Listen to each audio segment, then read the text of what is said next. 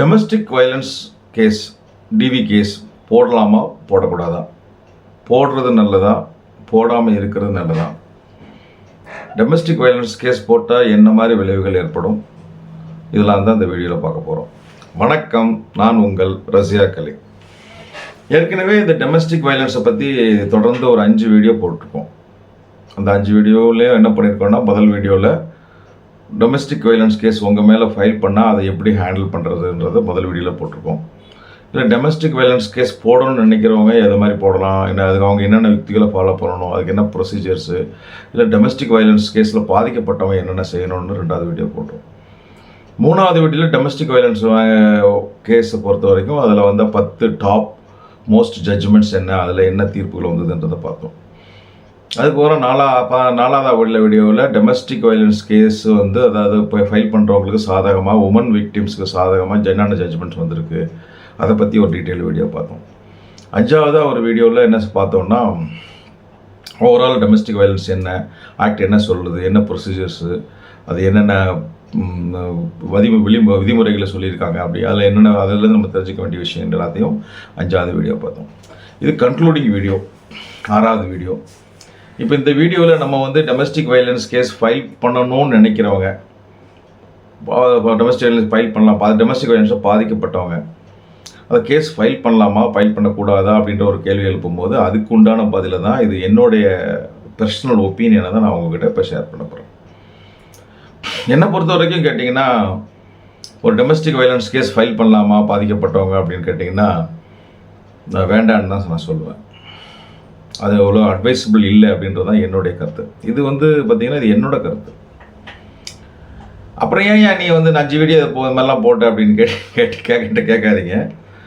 So domestic வயலன்ஸை பற்றி எல்லோரும் தெரிஞ்சுக்கணுன்றதுக்காக தேவையாகவும் இருக்குது. அதுவும் இல்லாமல் டொமஸ்டிக் வயலன்ஸ் கேஸ் ஃபைல் பண்ணவங்க எப்படி அந்த கேஸை ஹேண்டில் பண்ணுறவங்களுக்கு ஒரு அறிவுரைகள், ஒரு வழிகாட்டுதல் தேவைப்படுதாக இருக்குது. ஃபைல் பண்ணவங்க இதை எப்படி ஹேண்டில் பண்ணுறதுன்றதும் தேவையாக இருக்குது.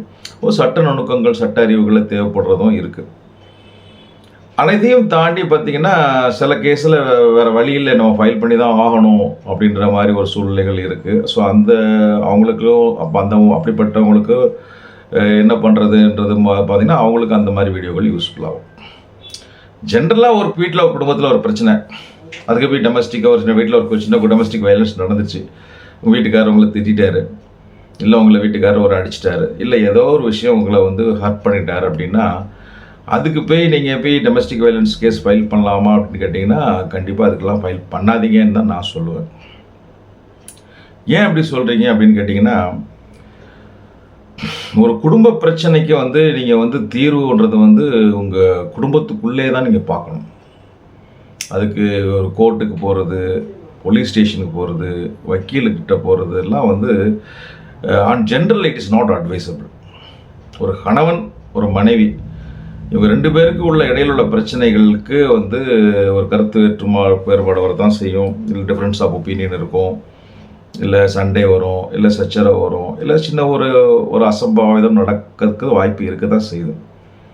இப்போ அதுக்கு உங்களுக்கு தீர்வு என்ன அப்படின்னா, சரியான தீர்வு, ஒரு நல்ல ஒரு என்ன சொல்கிறது, ஒரு இணக்கமான தீர்வு, ஒரு பாசிட்டிவான தீர்வு என்னென்னா, நீங்கள் 2 பேரும் அதை ஹேண்டில் பண்ணி, ஹஸ்பண்ட் அண்ட் ஒய்ஃப் ஹேண்டில் பண்ணி அதை எப்படி ரிசால்வ் பண்ணுறதுன்றதை பார்க்கணும். அதுதான் வந்து இட்ஸ் அ பெஸ்ட் மெத்தட். அதுதான் நல்ல ஒரு விளைவுகளை உங்களுக்கு ஏற்படுத்தக்கூடும். நீங்கள் கோர்ட்டுக்கு போனீங்க, இல்லை போலீஸ் ஸ்டேஷனுக்கு போனீங்க, இல்லை வக்கீல்கிட்ட போனீங்க அப்படின்னா என்ன ஆகும்னா, அது வந்து உங்களுடைய பிரிவினையை தான் அது வந்து அகலப்படுத்தும், விரிவாக்கும். கோர்ட்டுக்கு போகிறவங்க, வக்கீல்கிட்ட போகிறவங்க, இல்லை போலீஸ் ஸ்டேஷனில் போகிறவங்க கேஸ், பெரும்பாலான கேஸ் என்ன முடிவில் வந்து நிற்கிதுன்னா டைவர்ஸில் தான் வந்து நிற்கிது. ஸோ நீங்கள் டைவர்ஸ் தான் போடுறது முடிவு பண்ணிட்டீங்க, டைவர்ஸ் கேஸ் தான் நடந்துகிட்டு இருக்கு, எனக்கு அதனால் அப்போ பரவாயில்ல, டைவர்ஸ் எனக்கு எப்படி தான் போகுது, எனக்கு அதுதான் வேணும் அப்படின்ட்டு நீங்கள் போனீங்கன்னா நான் அவங்களுக்குலாம் நான் அதை பற்றி நான் சொல்ல வரல. இப்போ ஒரு குடும்பத்தில் கணவன் மனைவி சேர்ந்து வாழணும், தாம்பத்திய உறவு நல்லா இருக்கணும், குடும்ப வழக்கு எல்லாம் ஒழுங்காக இருக்கணும், அதை கொஞ்சம் அட்ஜஸ்ட் பண்ணி போகணும் அப்படின்னு நினைக்கிறவங்க வந்து டொமஸ்டிக் வயலன்ஸ் கேஸ் போகாமல் இருக்கிறது, வக்கீல்கிட்ட போகாமல் இருக்கிறது, போலீஸ் ஸ்டேஷனில் போகாமல் இருக்கிறது, கோர்ட்டுக்கு போகாமல் இருக்கிறது நல்லது உங்களுக்குள்ளே. அப்புறம் எதுக்கியா கோர்ட் வச்சுருக்கீங்க, வக்கீல் வச்சுருக்கீங்க அப்படின்னு கேட்காதீங்க. இது வந்து that is for extreme cases. இப்போது உங்களுக்கு ஒரு வயிற்றில் ஒரு சின்ன வலி வருது அப்படின்னா என்ன பண்ணுவீங்க? எடுத்த உடனே போய் டாக்டர்கிட்ட போய் ஆப்ரேஷனாக பண்ண போகிறீங்க? அதுக்கு என்ன பண்ணுறது? ஒரு சின்ன சின்ன விஷயங்கள் என்ன பண்ணலாம்? ஒரு சின்ன ஒரு டயட்டை மேற்கொள்ளலாம், இல்லை கொஞ்சம் ஒரு ஈஸியான சாப்பாடை சாப்பிட்டு பார்க்கலாம், இல்லை சின்ன சின்ன மாத்திரை மருந்துகள் சாப்பிட்டு பார்க்கலாம். இன்னுமே கேட்கல, வலி இல்லை, வேறு வழி இல்லைன்னா தான் நீங்கள் வந்து ஆப்ரேஷன் போகணும்.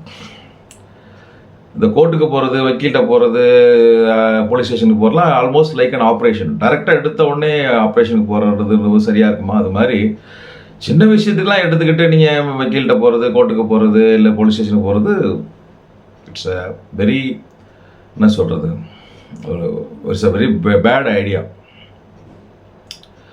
இன்றைக்கி எல்லாம் அப்படி தான் பண்ணுறாங்க மக்கள். என்ன ஒரு சின்ன விஷயம் ஈகோ ஆயிடுச்சுனாலும் உடனே தூக்கிட்டு உடனே அதுக்கு ஒரு சொல்யூஷன், நீயா நானா, ஈகோவில் தான் வந்து நிற்கிறாங்க. போலீஸ் ஸ்டேஷனில் வந்து நிற்கிறாங்க, இல்லை வக்கீல்கிட்ட வந்து நிற்கிறாங்க, கோர்ட்டில் போய் நிற்கிறாங்க. ஈகோ சின்ன சின்ன விஷயம். கணவன் மனைவி கிட்டே சண்டை வருமானம் கண்டிப்பாக வரும், வந்துக்கிட்டே தான் இருக்கும் கடைசி வரைக்கும். மூக்கு இருக்க வரைக்கும் சளி இருக்க வரைக்கும் சளி இருக்கும். அப்படின்ற மாதிரி கணவன் மனைவின்ற ரிலேஷன்ஷிப்பில் கண்டிப்பாக சண்டை கடைசியில் ஆரம்பத்துலேருந்து கடைசி வரை சின்ன சின்ன கருத்து வேறுபாடுகள், டிஃப்ரென்ஸ் ஆஃப் ஒப்பீனியன், சண்டை சச்சரவுகள் இருக்க தான் செய்யும். அதெல்லாம் வந்து ஒரு பாசிட்டிவாக எப்படி ஹேண்டில் பண்ணி சால்வ் பண்ணணும், ரிசால்வ் பண்ணணும், அதுலேருந்து எப்படி வெளியே வர்றது அப்படின்றது தான் பார்க்கணும். ஒரு நாள் சண்டையாக இருக்கும், ஒரு 10 நாள் சந்தோஷமாக இருப்பீங்க. இந்த ஒரு நாள் சண்டைக்காக 2 பேரும் பிரியணும்னு நினச்சிங்கன்னா சரியா? தப்பு தானே? அது மாதிரி தான் சண்டைக்காக எடுத்த உடனே போகாதீங்க. அதுதான் என்னுடைய கருத்து. இப்போ போனீங்கன்னா கடைசியில் பெரும்பாலும் இப்போ வக்கீல்கிட்ட போகிற கேஸாக இருந்தாலும் சரி, போலீஸ் ஸ்டேஷனுக்கு கோர்ட்டுக்கு போகிற கேஸாக சரி, கடைசியில் அது முடிவு வந்து விவாகரத்து, டைவர்ஸ் அப்படி தான் நிற்கிது. ஸோ அதனால் நீங்கள் அது வேண்டாம் அப்படின்னு நினைக்கிறவங்க, வேண்டாம், குடும்பத்தை தாம்பத்தியத்தை நல்லபடியாக நடத்தணும்னு நினைக்கிறவங்க, உங்களுடைய தீர்வுகளை வீட்டுக்குள்ளே எப்படி கிடைக்கும்னு பாருங்கள். என்ன தீர்வு கிடைக்கும் அப்படின்னு பார்த்தீங்கன்னா, ஃபஸ்ட் ஆப்ஷன் வந்து பார்த்தீங்கன்னா, 4 செவத்துக்கு ஹஸ்பண்ட் அண்ட் ஒய்ஃபுக்குள்ளே என்ன தான் பிரச்சனை 4 செவத்துக்குள்ளே அவங்களே பேசி தீர்க்கிறது. அதான் தட்ஸ் அ பெஸ்ட் மெத்தட்.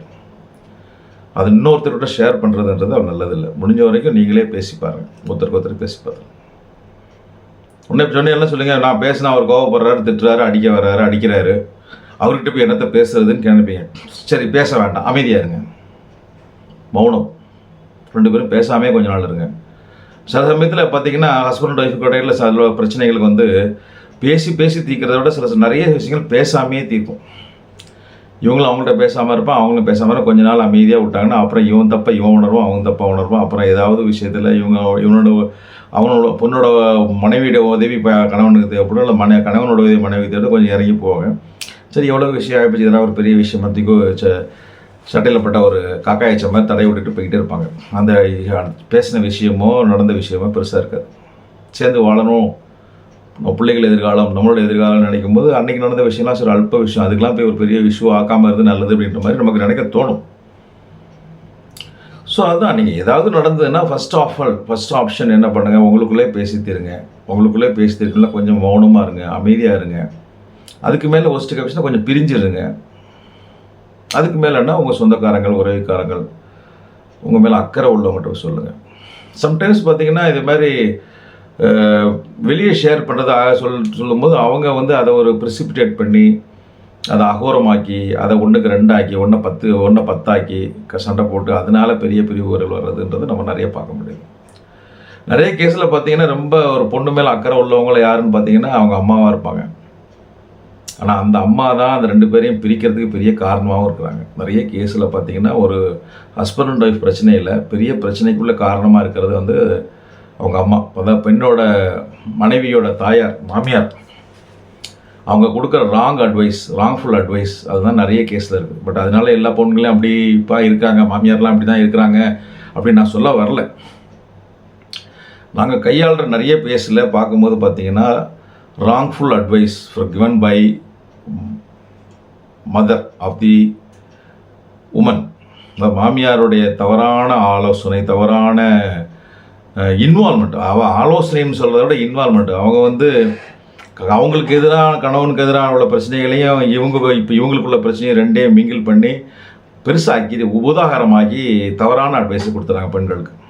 நிறைய கேஸில் நிறைய லாயர்ஸ் சொல்லக்கூடிய விஷயங்கள் என்னன்னா, மனைவியின் தாயார், அதாவது மாமியார் கொடுக்குற தவறான மாமியாரோட இன்வால்மெண்ட் தான் பெரிய விஷயங்களாக இருக்குது.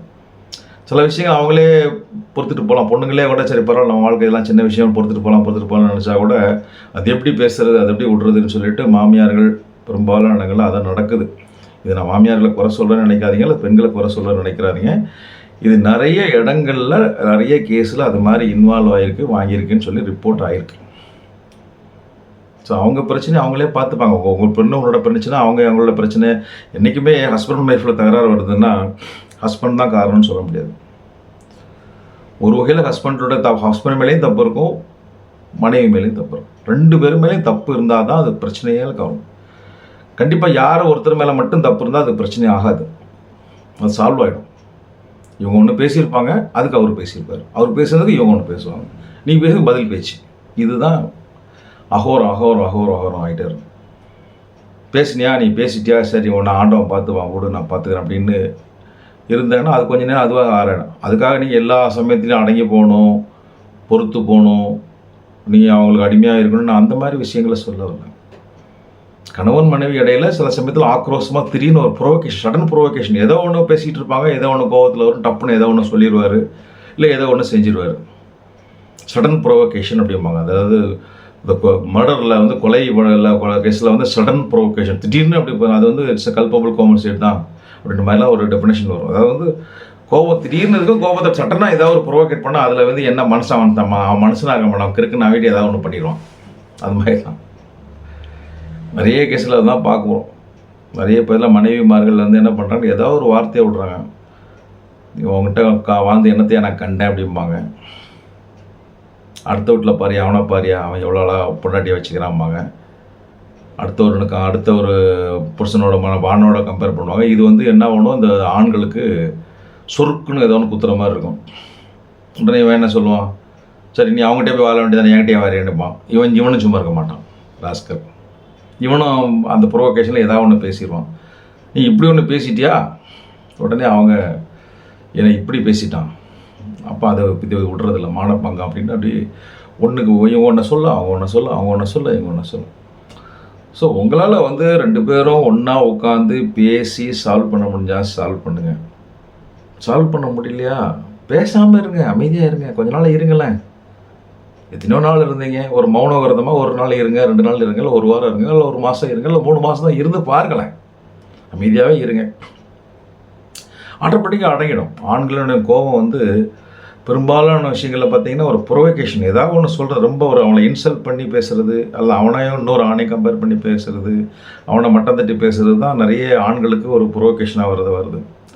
அதே மாதிரி பெண்களுக்கும் கண்டிப்பாக அதே மாதிரி இருக்கும். இன்னொரு பெண்ணோட கம்பேர் பண்ணி ஒன்றையா அந்த பொண்ணு பாவம், அந்த பொம்பளையை பாரு, அந்த லேடியை பாரு, அவங்க அப்படி இருக்காங்க இப்படி இருக்காங்கன்னா கண்டிப்பாக அதுவும் பெண்களுக்கும் கண்டிப்பாக ப்ரொவோகேஷன் வரக்கூடியதாக தான் இருக்கும்ன்றது என்னோட கருத்து. பட் ஆண்கள் நாம் பார்த்த கேஸில் ஆண்கள் வந்து டக்குன்னு ப்ரொவோக் ஆயிருக்காங்கன்னா அவன் பெரும்பாலான கேஸு அவனை பாருன்றது தான் வருது. ஸோ இதெல்லாம் நாம் இந்த வீடியோவில் சொல்லக்கூடிய விஷயங்கள் என்னென்னா, நீங்கள் என்ன பண்ணுங்கள், உங்களுக்குள்ள கருத்து வேறுபாடுகள் இருந்தால் உங்களுக்குள்ளே பேசி தீருங்க. 4 சுவத்துக்குள்ளே யாருக்கும் தெரியாமல் உங்கள் அளவுக்குள்ள, யாருக்கு எதுவுமே நடக்க போகிறதில்ல. இல்லையா அமைதியாக இருங்க. அதுவும் இல்லையா உங்கள் மேலே அக்கறை உள்ள ஆட்கள், உங்களுக்குள்ளே ரொம்ப உங்கள் மேலே நீங்கள் நல்லா இருக்கும்னு நினைக்கிறவங்க, தவறான ஆள்கிட்ட போய் பேசிடாதீங்க. தவறான ஆள்கிட்ட போய் பேசினா அவன் தவறான ஆள் பேசி தான் கொடுப்போம். உங்கள் மேலே நீங்கள் நல்லா இருக்கும்னு நினைக்கிறவங்க யாருன்றது நீங்கள் தான் கண்டுபிடிக்கணும். அவங்கக்கிட்ட போய் நீங்கள் சொன்னீங்கன்னா அவங்க உங்களுக்கு உங்களுக்கு சாதகமானதில்ல, உங்களுக்கு எது நல்லதோ அவங்க உங்கள் மேலே அக்கறை உள்ள, சரிப்பா கொஞ்சம் இருப்பா, பொறுப்பா, கொஞ்சம் விடு, சரி வா அந்த கோயிலுக்கு போகலாம், இந்த தர்காவுக்கு போகலாம், இல்லை இந்த சர்ச்சுக்கு போகலாம், கடவுள்கிட்ட முறையிடலாம், சால்வம் சரியாகப்படும், எல்லாம் சரியாகப்படும், எல்லாம் வீடு வாசப்படி தானே சரியாகப்படும், கொஞ்சம் பொறுமையை கிடைப்பினா அப்படியே ஏதாவது உங்களையும் கூல் டவுன் பண்ணிவிட்டு உங்களுக்கு சப்போர்ட்டிவாக இருக்குது ஹேண்டில் பண்ணுறவங்களா இருக்கும். ஒரு வழி இல்லை. என்ன தான் பண்ணாலும் அடிக்கிறான், மிதிக்கிறான், கொல்றான், டார்ச்சர் பண்ணுறான் அப்படின்னா நீங்கள் டைவர்ஸ் கேஸ் போடுறதை பற்றி நான் அப்படிப்பட்ட கேஸுக்கெலாம் நீங்கள் போடக்கூடாதுன்னு நான் சொல்ல மாட்டேன். அவங்களுக்கு தான் இது இருக்குது. இந்த டொமஸ்டிக் வயலன்ஸ் கேஸே வந்து பார்த்திங்கன்னா ஒரு பெண்களுக்கு பாதுகாப்பு கொடுப்பதுக்காக தான் இருக்குது. உண்மையிலே டொமஸ்டிக் வயலன்ஸில் பாதிக்கப்படுறாங்க, அந்த மாதிரி பெண்களுக்கு பாதுகாப்பு கொடுக்கணும் அப்படின்றதுக்கு தான் இந்த சட்டமே கொண்டு வந்தது. ஆனால் அந்த சட்டம் இப்போ எப்படி யூஸ் பண்ணப்படுதுன்னா 90% மோர் தென் 90% கேசஸ் வந்து பொய் கேஸ் ஃபைல் பண்ணுறதாக தான் ரிப்போர்ட் சொல்லுது. Most of the cases 100 case divorce case domestic violence case பண்ணால் 90% கேஸ் அதுக்கு மேலே உள்ள கேஸ் டிஸ்மிஸ், அப்படி கேஸே இல்லை பொய் கேஸுன்னு டிஸ்மிஸ் ஆகிறதா தான் நமக்குள்ள புள்ளி விவரங்கள் சொல்லுது. அப்போ என்ன பண்ணுறாங்க, நிறைய மாதிரி டொமஸ்டிக் வயலன்ஸ் கேஸ் நிறைய பேர் மிஸ்யூஸ் பண்ணுறாங்க. ஒருத்தர்கிட்ட ஒரு காட்டில் ஒருத்தன் போகிறான், அவங்ககிட்ட ஒரு கையில் கத்தியை கொடுத்து கையில் வச்சுக்கப்பா, போகிற வழியில் மிருகங்கள்லாம் உங்களை அதில் ஒரு பாதுகாப்புக்காக வச்சுக்கோன்னு சொல்லி கொடுத்த கத்தியை வச்சுக்கிட்டு அவன் போகிற வரவங்களாம் மிரட்டி வழிப்பறி கொலை பண்ணால் எப்படி இருக்கும்? அது மாதிரி தான் நிறைய இடங்களில் டொமஸ்டிக் வயலன்ஸ் கேஸை வச்சு ரொம்ப துஷ்பிரயோகம்னு சொல்கிறாங்க. ஃபால்ஸ் கேஸ் ஃபைல் பண்ணுறது, ஃபால்ஸாக டார்ச்சர் பண்ணுறது. நீயா நானா பார், நீ என்னை எப்படி என் பொண்ணை எப்படி பண்ணிட்டேன், என்ன இப்படி பண்ணிட்டேன், நான் உனக்கு ஒரு பாடம் சொல்லித்தரேன் அப்படின்ற மாதிரி ஒரு வசனம் பேசிக்கிட்டு ஒரு ஃபால்ஸ் கேஸு அலிகேஷன்ஸ் ஃபைல் பண்ணுறாங்க. இப்போ என்ன கூட கேள்வி வேணா, நமக்கு நம்ம we are not a judge or a God. நிறைய கேஸில் நான் ஏன் அவங்கள ஃபைல் பண்ணுறேன் தெரியுமா, ஏன் நான் அது மாதிரி கேஸ் அவங்கள பண்ணி ஒரு பழி வாங்க நினைக்கிறேன் தெரியுமா, என் பொண்ணுக்கு நடந்த மாதிரி இன்னொரு பொண்ணுக்கு நடக்கக்கூடாது, இன்னொரு இடத்துல அவன் திருந்தி இருக்கணும், அது ஒரு பாடமாக இருக்கணும், அதுக்காக தான் பண்ணுறேன் அப்படின்ற மாதிரி ஒரு ஆக்ரோஷமாக பேசுகிறாங்க. நம்ம கடவுள் இல்லை, மேலேருந்து ஒருத்தன் பார்த்துட்ருக்கான். நீங்கள் இந்துவாக இருந்தாலும் சரி, முஸ்லீமாக இருந்தாலும் சரி, கிறிஸ்டினாக இருந்தாலும் சரி, இல்லை எந்த தான் சரி, நமக்கு மேலே ஒருத்தன் இருக்கான், கடவுள் பார்த்துட்டு அவன் எல்லாத்தையும் பார்த்துட்ருக்கான். அவன் தான் இன்றைக்கி ஆட்சி செஞ்சிட்ருக்கான். நம்ம அவனுக்கு மேலே நின்று ஆட்சி செய்ய முடியாது, விட்டு கொடுப்போம். கடவுளே நீ பார்த்துக்கோ, இப்படி ஒரு தண்டனை கொடுத்து கடவுள்கிட்ட பொறுப்பை படைச்சிட்டு நம்ம அடுத்த வேலையை பார்த்துட்டு போகிறதா விட்டுறாரு. ஸோ அந்த மாதிரி பொய் கேஸ் போடணும், தப்பான கேஸ் போடுறவங்களுக்கு இதோடைய அட்வைஸ். ஜென்ரலாக பொறுத்த வரைக்கும், என்னை பொறுத்த வரைக்கும் நீங்கள் உங்களுடைய பிரச்சனைகளை, அதாவது கணவன் மனைவிக்குள்ள பிரச்சனைகளை, குடும்ப பிரச்சனைகளை உங்களால் நேரடியாக பேசி தீர்ந்தால் பேசி தீருங்க. பேசி தீர்க்க முடியலையா அமைதியாக இருங்க. அப்படியே இருக்க முடியலையா உங்கள் மேலே உள்ள உறவுக்காரங்கள், அக்கறை உள்ளவர்களை, குடும்பஸ்தர்களை வச்சு பேசி ஒரு சொல்யூஷன் வாங்க. கோர்ட்டு கேஸு வாய்தா இதெல்லாம் வேண்டாம், நல்லதில்லை.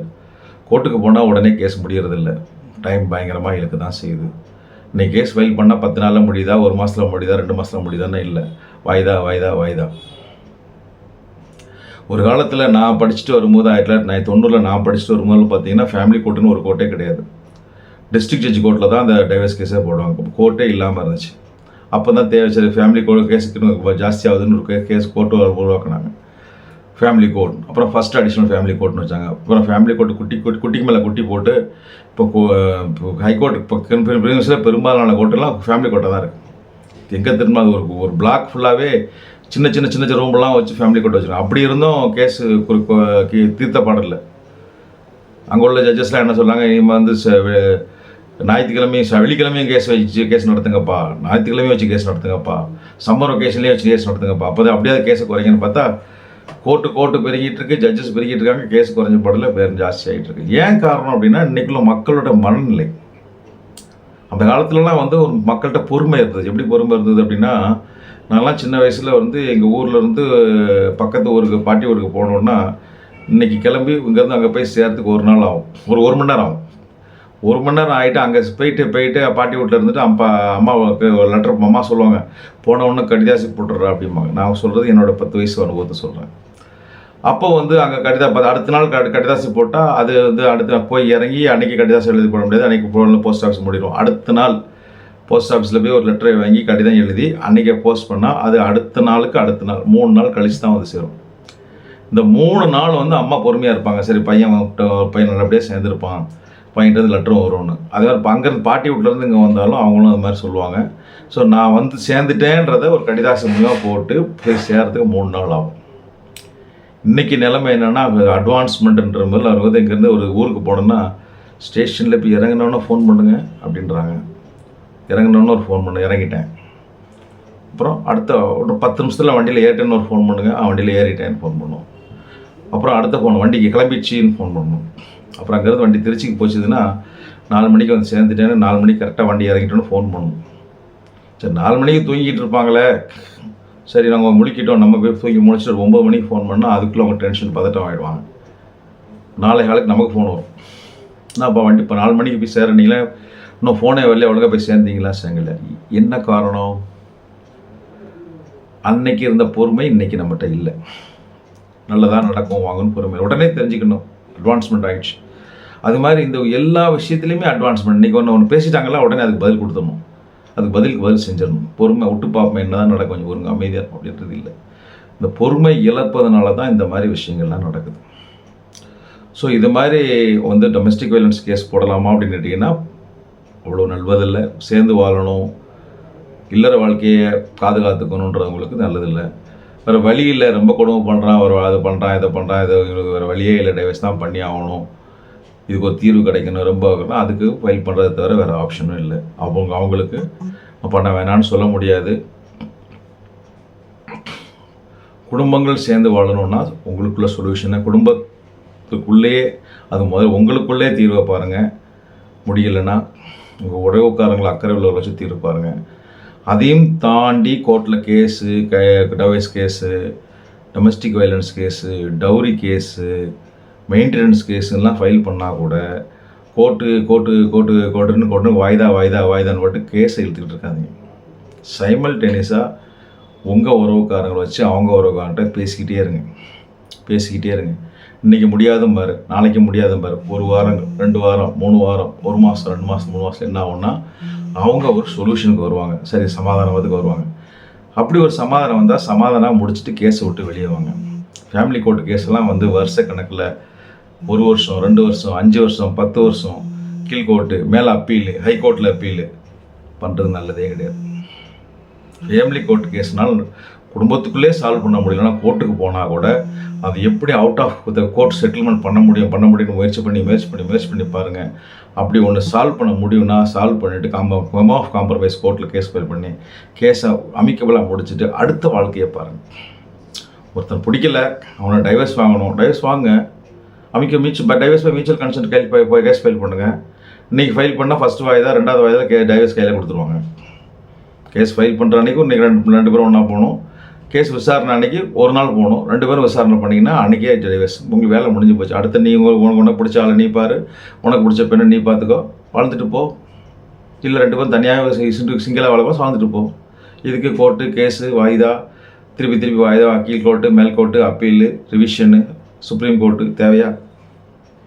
அதுக்குள்ளே உங்கள் வாழ்க்கையே முடிஞ்சு போய்டும். வாழ வேண்டிய இந்த கேஸெல்லாம் முடிச்சதுக்கப்புறம் அவங்க வாழ்கிறதுக்கு வயசு இருக்காது. ஒரு மனுஷனாக இருந்தீங்கன்னா அந்த இந்த கோர்ட்டு கேஸை விட்டுட்டு வாழ்கிறதுக்கு வழியை பார்க்கணும், உங்களுக்கு இணக்கமானவங்களோட வாழ்கிறதுக்கு வழியை பார்க்கணும். ஸோ அதனால் நீங்கள் ஃபேமிலி கேஸ் கோர்ட்டில் ஃபைல் பண்ணாலும் சரி, டைவர்ஸ் கேஸ் ஃபைல் பண்ணாலும் சரி, கோர்ட்டில் அப்புறம் என்ன சொல்கிறது டவுரி கேஸ் ஃபைல் பண்ணாலும் சரி, என்ன கேஸ் ஃபைல் பண்ணாலும் சைமல்டேனியஸாக நீங்கள் உங்கள் மேலே அக்கறை உள்ளவங்க அந்த சைடில் உள்ள அதர் சைடில் உள்ள பெரியவங்ககிட்ட குடும்பஸ்தர்கிட்ட பேசிக்கிட்டே இருங்க. பேசி ஏங்க இப்படிலாம் பண்ணுறாங்க, அவங்கள வச்சு 2 பேரும் பேசி ஒரு amicable reach terms and condition ஈக்குவலான ஒத்துக்கொள்ளக்கூடிய கண்டிஷன் வந்ததுன்னா ரிசால்வ் பண்ணிவிட்டு வெளியே வர்றதுக்கு பாருங்கள். அதுக்காக நீங்கள் ஒரு காம்பன்சேஷன் கொடுக்கணுன்னா கூட கொடுங்க, தப்பு இல்லை. அது வந்து let it be a price for peace. ஒரு அமைதியை வாங்குறதுக்காக நீங்கள் கொடுக்குற ஒரு விலை அப்படின்னு நினச்சிக்கோங்க. குடிச்சு கேஸை ஏதோ அவங்க காம்பன்சேஷன் கேட்குறாங்களா, சரி அவங்க 10 ரூபா கேட்குறாங்களா, 10 ரூபா இடத்துல ஒரு 5 ரூபா தமிழாக கொடுக்க முடியாது, 5 ரூபா கொடுக்குறேன் முடிச்சுட்டு போங்க அப்படின்னு நீங்கள் கொடுத்தாலும் அது சரியாக இருந்தால் ஒரு நல்ல முடிவு தான். அதே ஆப்போசிட் ஆள் வாங்குறோம், நம்ம 10 ரூபா வாங்குறது 5 ரூபா வாங்கினோம், வாங்கிட்டு அடுத்த வேலையை பார்த்துட்டு போவோம், இது மீதி இருக்கிற வாழ்க்கையை பார்க்குறோம் அப்படின்ற மாதிரி பண்ணிங்கன்னா விட நல்லது தான். ஸோ என்னை பொறுத்த வரைக்கும் உங்களால் சேர்ந்து வாழ முடிஞ்சால் சேர்ந்து வாழுங்க, சேர்ந்து வாழ முடியலன்னா இணக்கமான முறையில் பிரிஞ்சுட்டு உங்கள் அடுத்த வாழ்க்கையை பாருங்கள். கோர்ட்டு கேஸு போலீஸ் ஸ்டேஷன் அப்படின்னு இழுத்தடிக்கிறது நல்லதில்லை. இதுதான் என்னோடய கருத்து, இது என்னோட தனிப்பட்ட கருத்து. ஸோ அதனால் எல்லா வக்கீலும் இப்படி தான் சொல்லுவாங்க எல்லாம் அப்படின்னு நினைக்காதீங்க. இது என்னோட ஒப்பீனியன், இது சரின்னா ஏற்றுக்கங்க, இல்லை நான் சொல்கிறது சரியில்லை தப்பு அப்படின்னா கமெண்ட் செக்ஷனில் குறிப்பிடுங்க. நான் சொல்கிறது தப்பு என்ன இந்த தப்புன்னு சொல்லுங்கள். நானும் அப்படி தேவையில்ல தப்பு இதாக இருந்தால் நானும் அது என்னோட தெரிஞ்சுக்கிறேன். ஸோ இதான் இந்த வீடியோவில் சொல்லக்கூடிய மெசேஜ். தொடர்ந்து நம்ம சேனலில் பாருங்கள். ரஷ்யாக் சட்டம் அறிவோம் அப்படின்ற லா சேனலும், ரஷ்யாக் லா டியூப் இன்னொரு சேனல், 2 சேனல் இருக்குது. 2 சேனலில் ஏராளமான வீடியோக்கள் இருக்குது, ஏராளமான பிளேலிஸ்ட் இருக்குது. உங்களுக்கு எந்த சட்ட சம்மந்தப்பட்ட எந்த சந்தேகமாக இருந்தாலும் நேரடியாக நம்ம சேனலை கிளிக் பண்ணுங்கள். நம்ம ரஷ்யாக் சட்டம் அறிவோம் டைப் பண்ணி கிளிக் பண்ணுங்கள், இல்லை ரஷ்யாக் லா டியூப்னு கிளிக் பண்ணுங்கள். நம்ம சேனல் ஓப்பன் ஆகும். நம்ம சேனலுக்குள்ளே நீங்கள் உங்களுக்கு எந்த சப்ஜெக்ட் விஷயமாக உங்களுக்கு சந்தேகம் இருக்கோ அந்த பிளேலிஸ்ட்டை கிளிக் பண்ணுங்கள். அதுக்குள்ளே ஏராளமான வீடியோ இருக்கும். அந்த உங்களுக்கு சம்மந்தப்பட்ட வீடியோவை பார்த்து கிளிக் பண்ணி தெரிஞ்சு உங்கள் சட்ட நுணுக்கங்களை, உங்கள் சட்ட சந்தேகங்களை தீர்த்துங்க. அதையும் தாண்டி உங்களுக்கு பர்சனலாக ஏதாவது இருக்க கன்சல்டேஷன் தேவைப்படுது, இல்லை ஒரு ஆலோசனை, சட்ட ஆலோசனை தேவைப்படுதுன்னா அந்த நம்பரை கான்டாக்ட் பண்ணுங்கள். எனக்கு டைம் கிடைக்கும் போது எனக்கு subject to my time and availability உங்களுக்கு தேவையான சட்ட உதவிகளையும் சட்ட ஆலோசனையும் சொல்கிறேன். முக்கியமாக இந்த வீடியோ பிடிச்சிருந்ததுன்னா இந்த சேனலை சப்ஸ்கிரைப் பண்ணுங்கள். அந்த பெல் ஐக்கானை மறக்காமல் கிளிக் பண்ணுங்கள். அப்படி பண்ணிங்கன்னா நான் போடுற ஒவ்வொரு வீடியோட நோட்டிஃபிகேஷனும் கூகுள்லேருந்து உங்களை அனுப்பி வைப்பாங்க, யூடியூப்லேருந்து உங்களை அனுப்பி வைப்பாங்க. ஸோ நான் போடுற ஒவ்வொரு வீடியோ நீங்கள் உடனுக்குடன் நீங்கள் பார்த்து தெரிஞ்சுக்கலாம். சட்ட நூல்கள் உடனுக்குடன் உங்களுக்கு தெரிஞ்சுக்கலாம். அது கண்டிப்பாக உங்களுக்கு யூஸ் ஆகும்னு நினைக்கிறேன். அடுத்த டாப்பிக்கோடு நல்ல டாப்பிக்கோடு உங்களை சந்திக்கிறேன். அதுவரை உங்களிடமிருந்து விடைபெறுவது உங்களில் ஒருவன், ரசியாக் அலி. நன்றி, வணக்கம். தொடர்ந்து நம்ம சேனலை பாருங்கள். ரசியாக் சட்டம் அறிவோம் என்ற ஒரு சேனலும், ரசியாக் லா டியூப் அப்படின்ற சேனலும் இருக்குது. இந்த சேனலில் ஏராளமான பிளேலிஸ்ட் இருக்குது, அதுக்குள்ளே ஏராளமான வீடியோஸ் இருக்குது. உங்களுக்கு சட்டம் சம்பந்தமாக எந்த சந்தேகமாக இருந்தாலும் நம்ம ரசியாக் சட்டம் அறிவோம் அல்லது ரசியாக் லா டியூப் அப்படின்னு டைப் பண்ணுங்கள். நம்ம சேனல் ஓப்பன் ஆகும். அதுக்குள்ளே உள்ள உங்களுக்கு சம்மந்தப்பட்ட பிளேலிஸ்ட்டை கிளிக் பண்ணுங்கள். அதுக்குள்ளே உள்ள உங்களுக்கு சம்மந்தப்பட்ட வீடியோவை கிளிக் பண்ணுங்கள், பாருங்கள். உங்களுடைய சட்ட சம்மந்தப்பட்ட எந்த விதமான சந்தேகமாக இருந்தாலும் அதுக்கு உங்களுக்கு தேவையான விளக்கங்கள் அதில் இருக்கும். அதையும் தாண்டி உங்களுக்கு வேறு ஏதாவது சந்தேகம் இருந்ததுன்னா இந்த நம்பரை கான்டாக்ட் பண்ணுங்கள். உங்களுக்கு சட்ட ஆலோசனைகளோ இல்லை வேறு ஏதாவது உதவியோ தெரிஞ்சால் நேரடியாகவோ ஃபோன் மூலியமாகவோ உங்களுக்கு என்னோடய டைமுடைய அவைலபிலிட்டி பொறுத்து சப்ஜெக்ட் டு மை அவைலபிலிட்டி உங்களுக்கு சட்ட ஆலோசனைகள் தரேன். அடுத்த ஒரு டாப்பிக்கோடு உங்களை சந்திக்கிறேன். அதுவரை உங்களிடமிருந்து விடைபெறுவது உங்களில் ஒருவன், ரசியாக் அலி. நன்றி, வணக்கம். நம்ம சேனலை சப்ஸ்கிரைப் பண்ணி பக்கத்தில் உள்ள பெல் ஐக்கானை மறக்காமல் கிளிக் பண்ணி நோட்டிஃபிகேஷனுக்கு உண்டான ரிக்வெஸ்ட்டை பண்ணுங்கள். அப்படி பண்ணிங்கன்னா தான் நான் போடக்கூடிய ஒவ்வொரு வீடியோவும் உங்களுக்கு நோட்டிஃபிகேஷன் வரும். நான் போடக்கூடிய ஒவ்வொரு வீடியோவும் சட்டத்தை சம்மந்தப்பட்ட ஒவ்வொரு அப்டேட்டையும் நீங்கள் உடனுக்குடன் தெரிஞ்சுக்கலாம். நன்றி, வணக்கம்.